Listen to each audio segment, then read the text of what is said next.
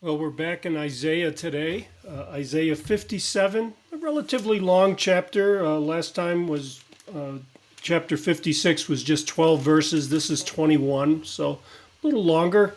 As always, when we have a long chapter, we want to divide this up into bite-sized pieces.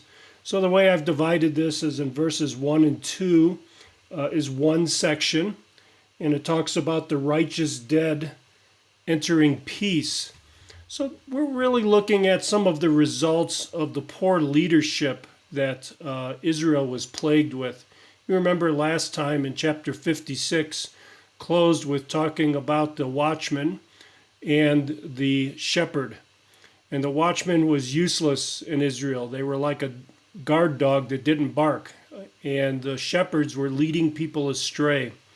So that inevitably has results, that inevitably has spiritual results. And that's what we see here in chapter 57. It says, "The righteous man perishes, and no one lays it to heart. Devout men are taken away, while no one understands. For the righteous man is taken away from calamity. He enters into peace. They rest in their beds who walk in their uprightness." So the Lord is giving a gracious reminder here to the remnant of Israel that being obedient to the Lord is not useless. Being obedient to the Lord is not something that they should grow weary in.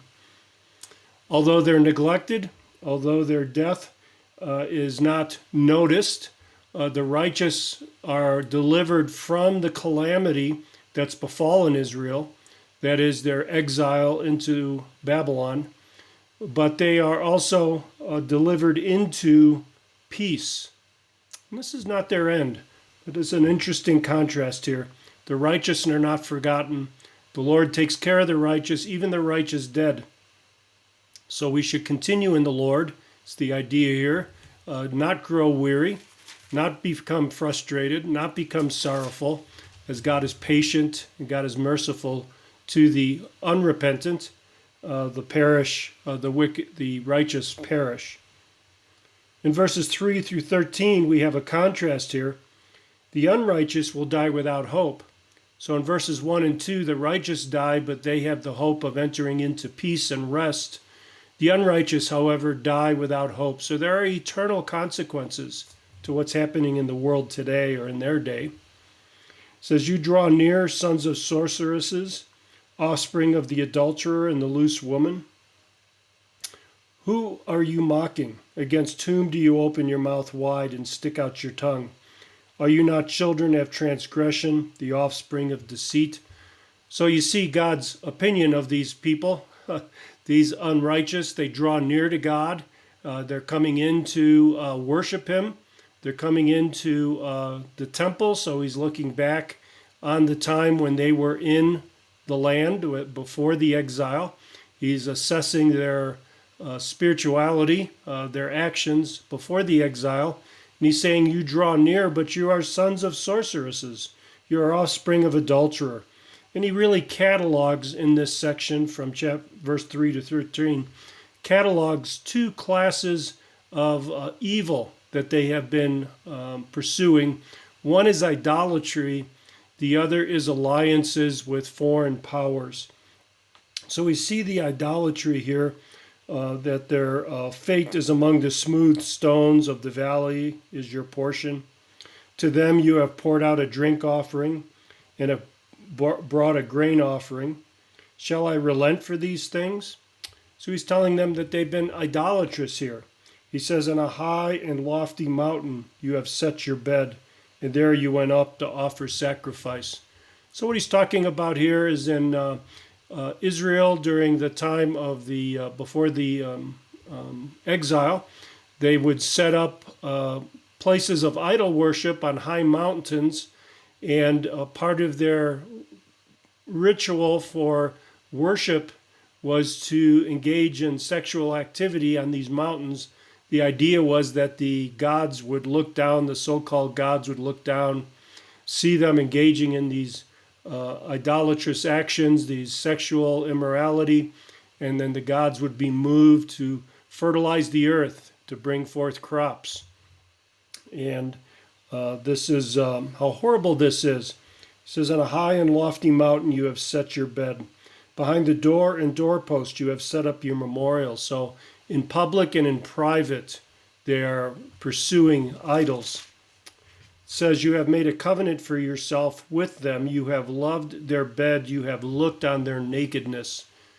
So the idea here, this looking on their nakedness, is this is a euphemism. The nakedness translates the Hebrew word for hand, yad. It's a euphemism for the male sex organ. And what God is accusing them here of looking on this nakedness of men in hopes of fertility rather than turning to God. You have journeyed to the king with oil and multiplied your perfumes. You sent your envoys far off and sent down even to Sheol.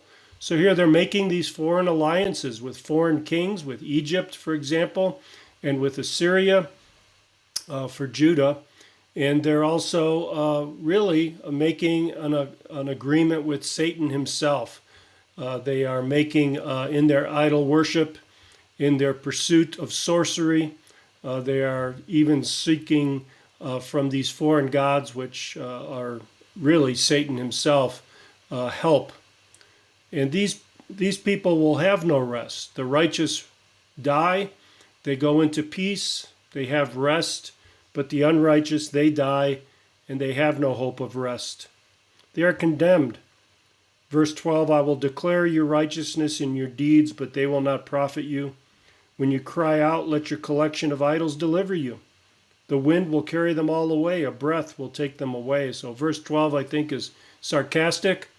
Verse 13 says, turn to the idols that you have been pursuing. When that time comes, when that time of death, seek their help. And of course, they'll find none. They'll find no help there. At the end of verse 13, though, we see a contrast. The prophet, and speaking for the Lord's mind turns back to the righteous dead who have died in peace and are at rest. He says, but he who takes refuge in me shall possess the land and shall inherit my holy mountain. It's talking about restoration in the land here, that those who are in exile will be restored. The humble will be restored. We'll say, build up, and prepare the way. Remove the obstruction from my people's way. This reminds us of Isaiah chapter 40, I believe, where he's talking about making a way for the return of the Lord. It's the same idea here that God is coming back. He's going to dwell in his high and holy place. And also with him, it says in verse 15, of a contrite and lowly spirit. Take note of that.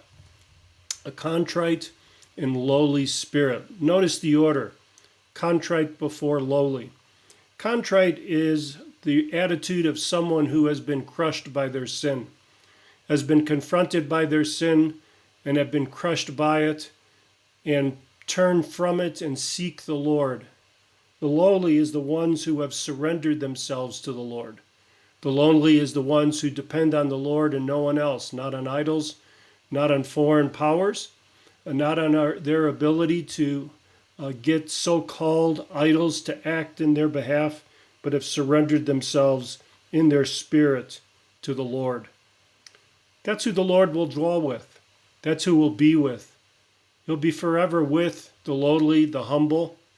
There is no reason for the lowly to fret, no reason for the humble and the righteous to worry, that their future, their eternity is declared here.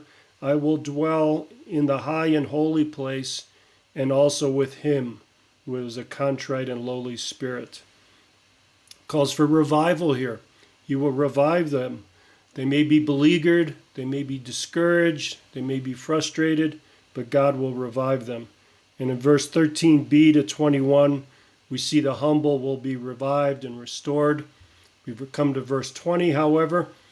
The wicked will be like a tossing sea, for it cannot be quiet, and its waters toss up in mire and dirt. There is no peace, says my God, for the wicked.